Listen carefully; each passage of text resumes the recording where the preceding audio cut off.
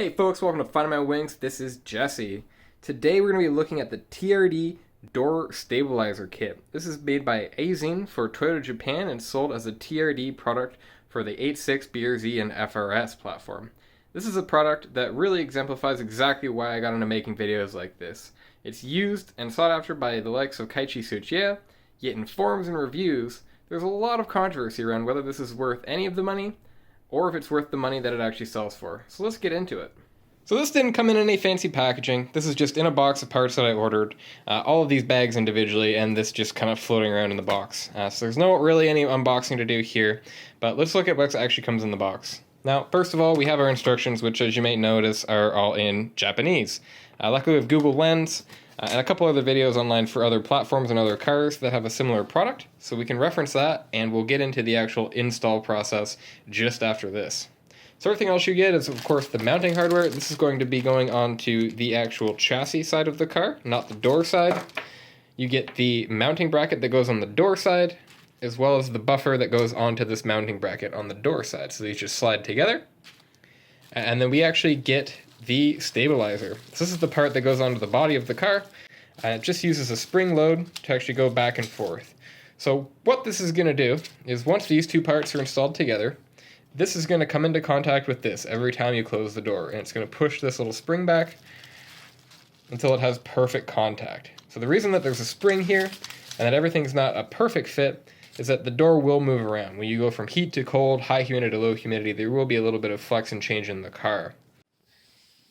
So this buffer on the door connects to the stabilizer on the car, which via the door connects to the hinges at the front of the car, turning this whole door into a giant filled gap, which will work as a stabilizer.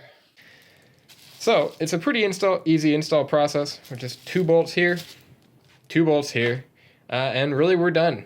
And so I'm going to get right into installing this and talk through a little bit about why I bought this, how it works, and if we can find any real differences between what's on the car stock and installing this. So the tools that you'll need to get started are just a number 3 Phillips, a 40 hex, and some kind of a ratchet or a wrench to actually work these on and out. Okay, step 1, we're just going to take the bolts out of the door here. There's actually 3 here, so this should stay in place altogether.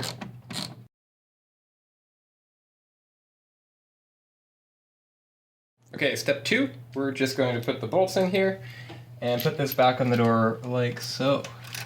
And so the goal here is to keep this open and to have the divots going into the door. And so it'll keep everything nice and secure here. Step 3, we're just going to take the actual shim here, we're just going to place it on and push it back until it locks in here. So it should just be solid and hard. The only note here would be maybe the metal behind here. If you have a lot of corrosion, maybe cover it in oil or something like an anti-seize to make sure that none of this hardware gets too much crud in it or gets more corrosion during the winter. But the door side is now done, so we're on to the chassis side. Okay, so for step 4, we're actually going to take the chassis part off here. After taking the bottom one off, it came out really easy. The top one, the metal was not as strong as whatever this ties into, so it took a lot of force of just pushing it on and taking it out. So luckily we're not reusing this bolt, so that's good. But this can be done if you put a lot of pressure on it and just slowly crank it out once you get past that first little bump. But it takes a lot of torque, so if you have proper equipment for this, it might be a good idea. But give it a try not to lose too much thread, and see if this goes well for you. If not, be aware that you're not the only one. So we're just going to take this off altogether and install the new actual door stabilizer. So next real step here is I'm just going to take some of this oil that I have on the car, my finger, and just kind of spread it around the area here, and make sure that if anything gets under here, we're not going to be adding extra corrosion, and just get in any scratches or anything that you find. Okay, and for step 5, we're just actually going to seat the bolts that come with it into this unit and get it all lined up just like this. Try to get into those holes, and then we can pull this back, actually grab our wrench and start tightening it onto the car. So I'll show that in a second. So I'm actually just going to use a screwdriver because this is too hard to hold with this many hands.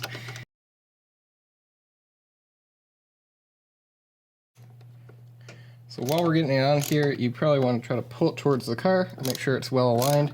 And once you get these actually tightened down, but as you can tell, it's actually going into some hardware behind the scenes, so it should auto-align itself pretty well here.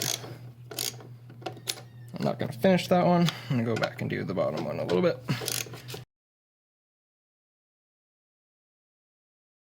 Alright, so in the final kind of turns of the thread, it tightens itself right up and realigns itself. So you can see everything's on here. And before I give it a final tighten, I'm just going to actually go and close the door and make sure that this is all good. Very cautiously on the first one.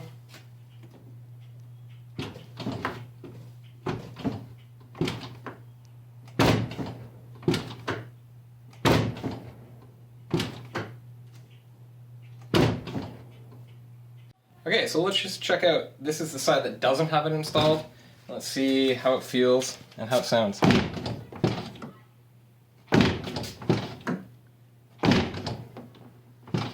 So, you know, not bad. Let's go to the other side. Okay, so this is the side with it installed. It's a little bit more solid of a clunk, but, you know, not too much different. I think it does feel a little bit better than stock.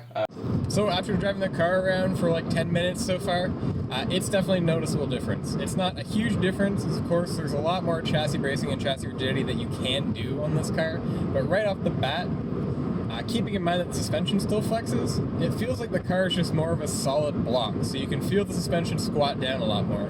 Now the car was recently put on 20mm spacers all around, so I'm kind of countering that into how I'm feeling the car out. It feels wider and more planted. But I did start to notice that you can feel the car move around a little bit more now that it has those spacers on it and a couple other things. And so this really just corrects a little bit of the feeling of chassis movement and chassis roll. Alright, so driving around for a little bit longer here, it's hard to put into words. The car feels more rigid in certain situations. You can still feel the front and the back kind of axle area of the car move around a little bit because it doesn't have any strut tower braces or anything like that. But it just feels like it's a little bit more solid of a cockpit. And getting out of the car a couple times, it's definitely more of a thunk. That thunk is because when the door is closing, it's actually kind of pressing into the body of the car. And with the Zenith chassis that's pretty rigid, you can feel that thunk just because it really contacts more of the car. So the last question, of course, is, you know, is this worth buying? So to me, it's pretty expensive.